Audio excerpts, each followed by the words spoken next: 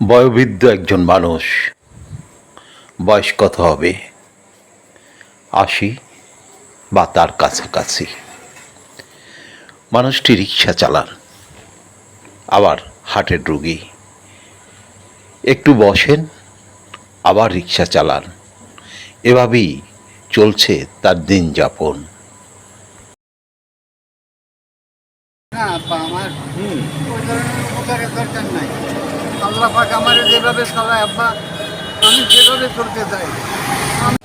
আমার ছেলে এনজিওতে চাকরি করে, ঢাকা গাউটিয়া থাকে, বিয়ে করছে ওইখানে। আজকে 18 বছর কোনো খোঁজ খবর নাই না। এই আব্বু, আমি যখন ফেরত যাই গাড়ি চালাই। আব্বা গো, আপনার বাড়ি কোন জায়গায় বাবা? আমার বাড়ি হলো ভোলা চট্টগ্রাম থানা আসলামপুর ইউনিয়ন উমরপুর গ্রাম। আব্বু, অমলপুর গ্রাম। আব্বা যান, আমার আপনার স্ত্রী আছেন? আছে। তিনি কি ভোলাদেই?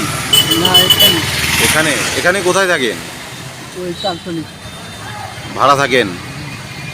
কত ভাড়া দিতে হয়?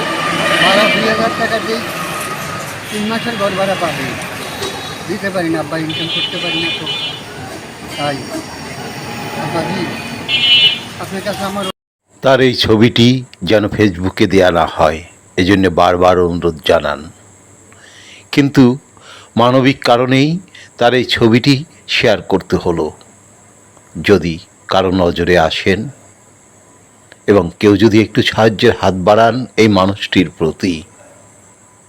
উপকারের দরকার নাই। আল্লাহ পাক আমার যেভাবে চালায় আব্বা, আমি যেভাবে চলতে চাই।